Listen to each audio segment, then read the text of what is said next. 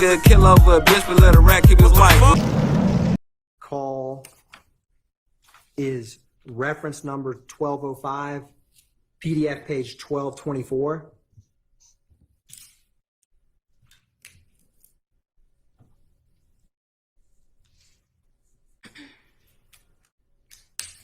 And this is Garlington talking with Mr. Wright, whose street name is W.O.T.,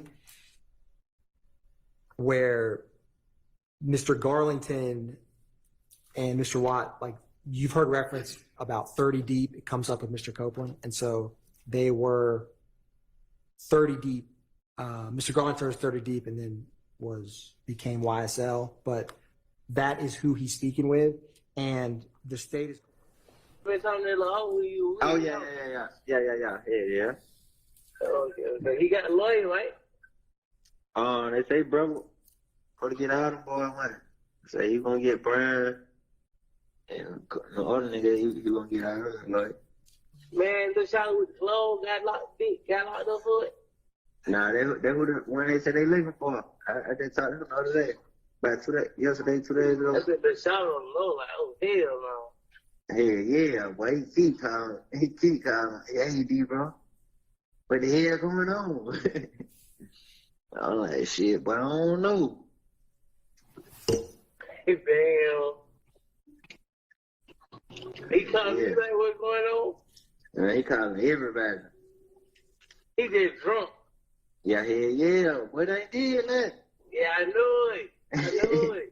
But you know how that shit, you brother need to gonna have to ride. Nigga know you gonna get through it, but I just know nigga like, nigga ain't did nothing, bro. That little shot can ride, OD? Man, I mean, you don't really never know. They don't have no choice. They be saying you don't have no choice. Like, yeah. You see what I'm saying? In real life, like, you ain't got no choice. You gotta go how your long need for ride until they let you go. Yeah. I said, them boys gonna be good, but wow, don't put my name in that shit. Oh, hell. And Your Honor, we're going to back up just a little bit. We just started a couple seconds before when the context for this portion to start.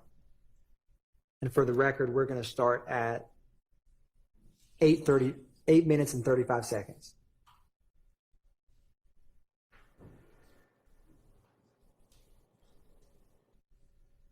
To the house tomorrow. Oh. She came by herself. Oh, okay. So she had came. Yeah, I had my phone on. I wanted to see the news and shit. Oh, okay. Yeah, what? You still been talking to that little hoe? Who? Who you with just at first? When? I said, hey, you still been talking to that little hoe? Who you with? Oh, yeah. Okay. He got a lawyer, right? They say, bro, for to get out of boy, man. Say you gonna get Brian, and the other nigga, he gonna get out of like. Man, the shot with the clothes got locked up for it. Nah, they who when they said they looking for. I just talked to him the other day. Yesterday, 2 days ago. I said the shot on the low, like, oh hell no. Hell yeah, boy, he keep calling. Hey, D, bro. What the hell going on? I'm like, shit, but I don't know. Hey, damn. He calling you like what's going on? Man, he calling everybody.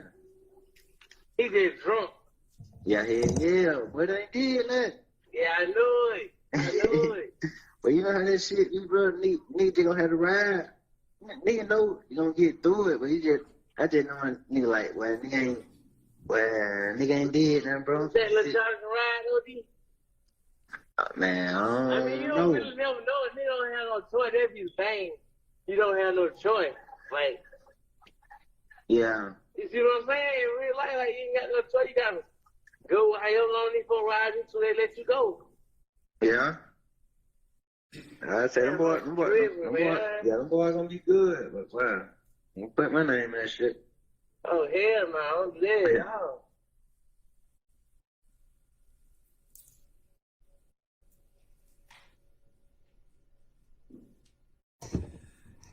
That's the portion, Your Honor. It's the state's theory that when he says bro is going to give all the boys money, he is referring to defendant Williams.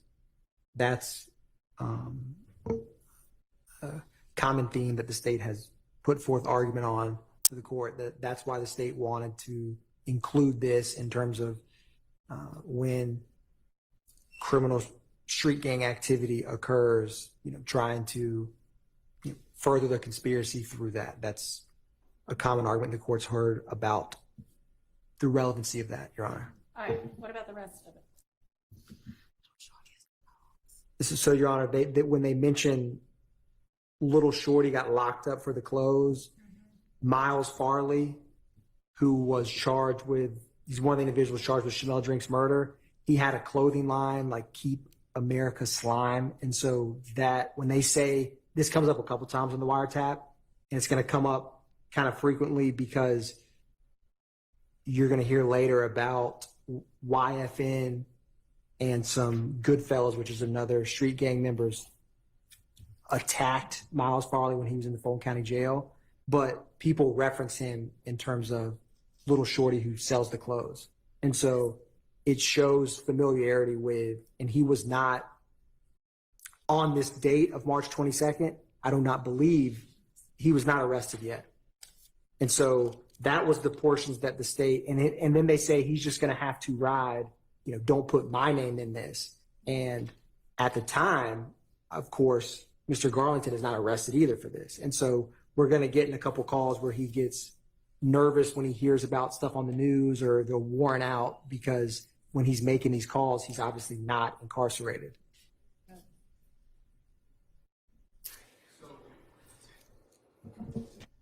So, in regards to the second part of that call, it is Mr. Garlington giving his retrospective version of events and talking about what Mr. Farley is feeling to, apparently the state believes this is Mr. Wright. I don't know how this kind of, again, idle chatter about what Mr. Farley is going through and everything else, while the state might believe that's relevant, it still has to fall under a hearsay exception. And this sort of chatter is not furthering the conspiracy. And so, I mean, I see the state's argument about relevance, but again, they need that hook to fit through a hearsay exception. Is there some other meaning to when he says he's just going to have to ride? Y'all have a theory as to what that means? Sorry, can't hear it. I'm so sorry. Are we just going to have to ride a theory as to what they mean by that? So the state's theory in this context is essentially he's going to have to ride it out. Like when Farley he didn't have any criminal history to my knowledge before this happened. And so what ends up happening is when he goes to Fulton County Jail and some of these calls that come up, they try to get protection for him. And so they're basically like, he needs to ride it out, not tell on anyone, not, panic and just stay the course. That's what I believe that they're talking about. All right. That's the state's theory. Okay. I mean, I thought that might be what the theory was, but that sounds like them still sort of, here's our plan for how we're going to handle this as we, the enterprise, go through it. Well, the way I hear it, Your Honor, respectfully, is that Garlington may opine like that's what Mr. Farley needs to do, but there's no directive or plan to convey that to Mr. Farley, as far as I can see in this call. So, I mean, even if it does mean he needs to ride it out, I mean, that anyone can say, oh, someone else just needs to be patient. You need to ride it out. You need to let the criminal justice system run its course. But the state, I think, is making a huge jump from that to, oh, he needs to be quiet. And Well, right after that, he says, don't put my name in that. Well, and that's to me, So, I mean, that's Mr. Garlington's. this may not be that every indicted and unindicted member of the co-conspirator is on, a Zoom call saying, all right, here's how we're going to do this. But everybody doesn't have to know every little thing everybody's doing under the law. So I'm going to admit this under that exception. Your Honor, Yes, sir. I believe I heard a reference to what I think is my name, and I would ask the court to exclude that. Yes. Can y'all redact that out, please?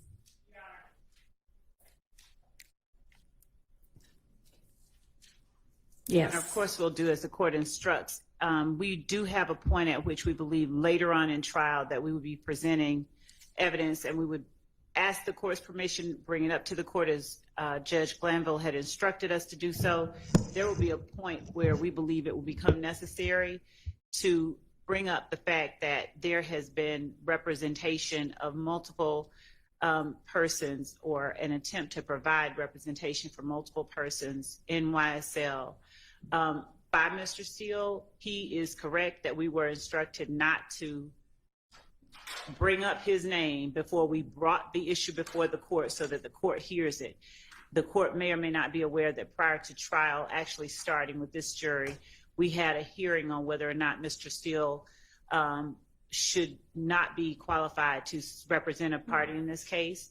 The judge determined that there was not a conflict, but also noted that the case may be that the state has the right to present that evidence, but before we do, we have to bring it to the court's attention and litigate that issue. All right. Well, at this point, y'all haven't done that yet, so excise his name. Yes. And when do you expect to get to that point?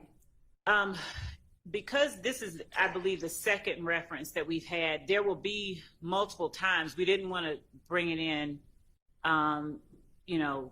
like piecemeal here, piecemeal there. So it would be later on, like at the latter part of the trial, around the time that we present the Drinks murder, that we would be bringing up Mr. Steele's representation.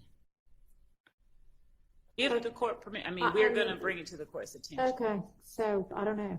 Obviously, we'll need some more non-jury days at some point besides what we've had this week to sort out other issues that we know are on the horizon. But for right now, let's